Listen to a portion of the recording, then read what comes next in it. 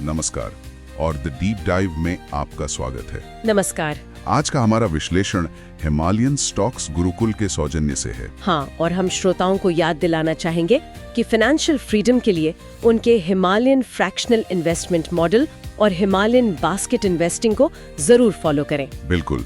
और जैसा कि हमने अभी सुना, साल 2026 की शुरुआत क्या कहें किसी धमाके से कम नहीं हुई है। सही में निफ्टी 26,340 के पार और सेंसेक्स भी 5703 अंक ऊपर। ये सिर्फ आंकड़े नहीं हैं, ये बाजार में आए एक तूफान की कहानी कह रहे हैं। तो आज हम इसी कहानी की एक गहरी पड़ताल करेंगे, समझने की कोशिश करेंगे कि इस रिकॉर्ड तोड़ तेजी के पीछे की असली वजह क्या है। बिल्कुल, कौन से सेक्टर इस लहर पर सबसे आगे थे, और सबसे जरूरी सवाल, आगे क्या।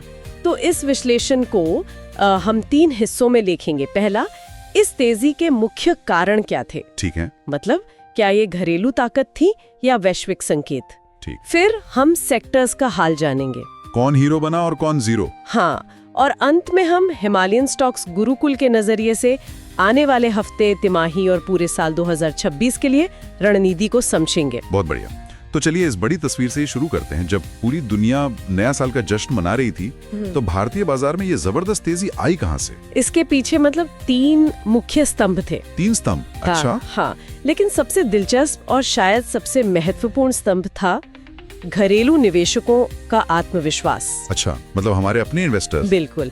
देखिए, एक तरफ FIIs मतलब विदेशी संस्थागत निवेशक, वो तो लगातार बिकवाली कर रहे थे, पैसा निकाल रहे थे। हाँ, लेकिन दूसरी तरफ हमारे घरेलू संस्थागत निवेशकों DIIs ने और हम आप जैसे आम रिटेल निवेशकों ने मोर्चा संभाले रखा। अच्छा। DIIs ने डटकर खरीदारी की और रिटेल निवेशकों ने तो इस वित्त वर्ष में अब तक लगभग 35,000 करोड़ रुपए का रिकॉर्ड निवेश किया है। एक मिनट, ये तो बहुत दिलचस्प बात है ना? मतलब जब विदेशी निवेशक भारतीय बाजार से पैसा निकाल रहे थे, तब हमारे अपने निवेशकों ने बाजार को न सिर्फ गिरने से बचाया, बल्कि उसे नई ऊंचाइयों पर पहुंचा दिया। तो क्या इसका मतलब ये है कि अब भारतीय बाजार की बागडोर हमारे अपने निवेशकों के हाथ में आ रही है?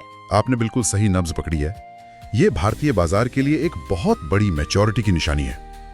मुझे याद है 10 साल पहले जब भी FIIs बेचते थे, तो बाजार का गिरना लगभग तय होता था। हाँ, बिल्कुल। आज जो हम देख रहे हैं वो दिखाता है कि हमारा बाजार अब आत्मनिर्भर हो रहा है, और ये इस रैली का पहला और सबसे मजबूत स्तंभ था। वाह, ये तो सच में एक बुनियादी बदलाव का संकेत है। और याद रखिए, ये सारी जानकारी और विश्लेषण हिमालयन स्टॉक्स गुरुकुल की तरफ से था।